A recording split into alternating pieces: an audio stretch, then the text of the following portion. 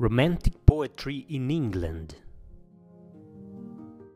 Romantic poetry is the poetry of the Romantic era, an artistic, literary, musical and intellectual movement that originated in Europe towards the end of the 18th century. It involved a reaction against prevailing Enlightenment ideas of the 18th century and lasted approximately 50 years, until 1850. Romantic poets rebel against the style of poetry from the 18th century, which was based around epics, odes, satires, songs and epistles.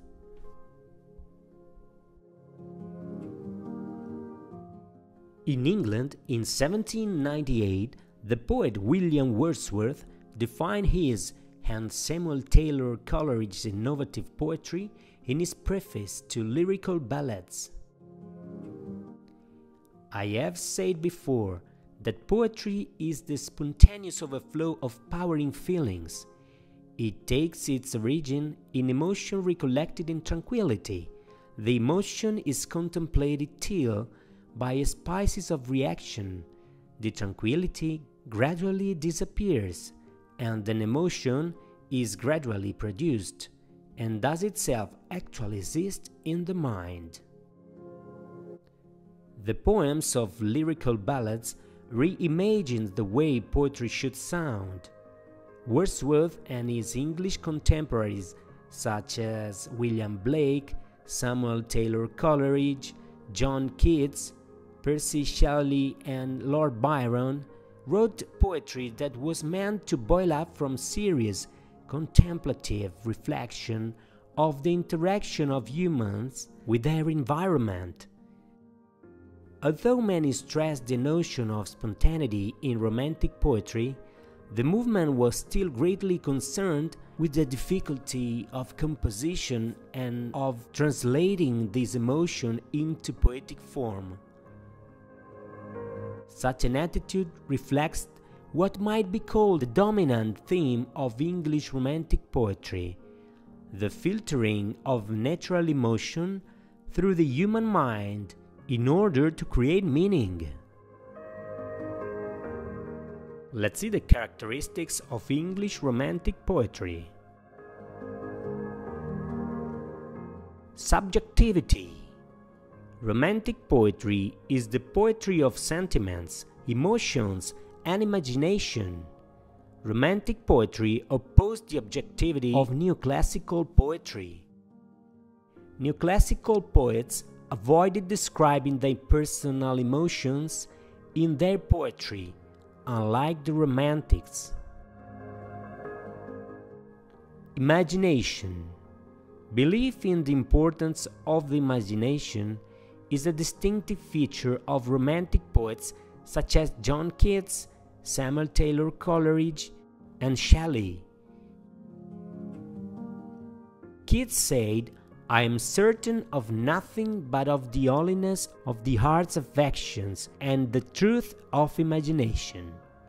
What the imagination sizes as beauty must be truth."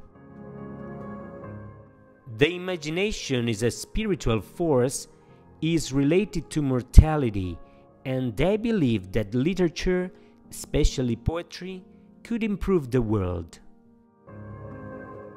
The secret of great art, Blake claimed, is the capacity to imagine. Nature poetry.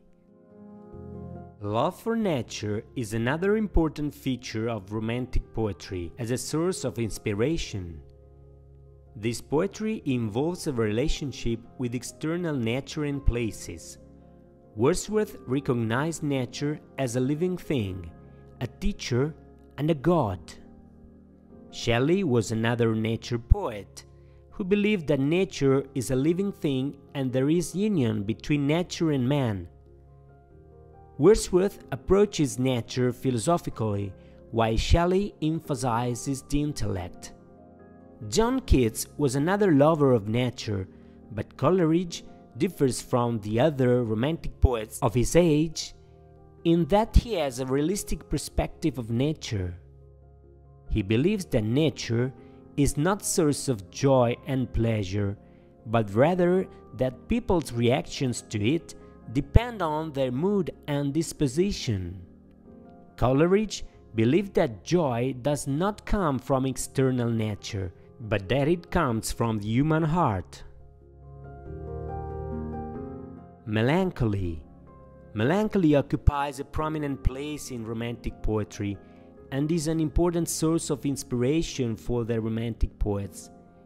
In Ode to a Nightingale, Keats wrote, "I have been half in love with his full death, called in soft names in many a mused rhyme, to take into the air my quiet breath.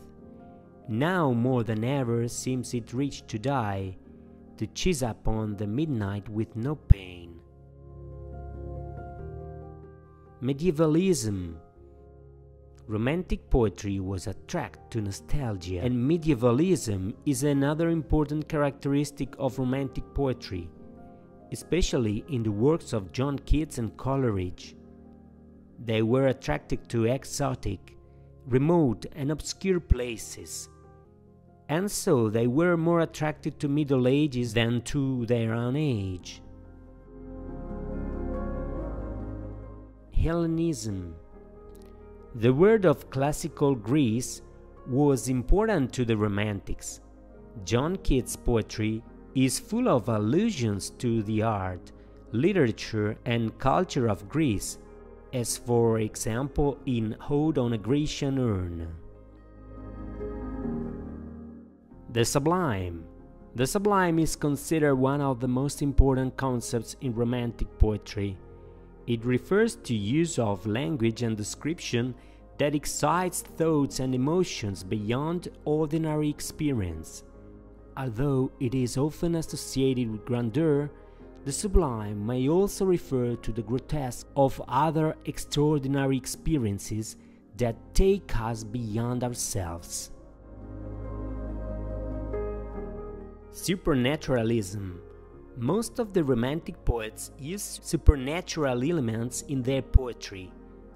Samuel Taylor Coleridge is the leading Romantic poet in this regard, and the rhyme of the Ancient Mariner and Kubla Khan are full of supernatural elements.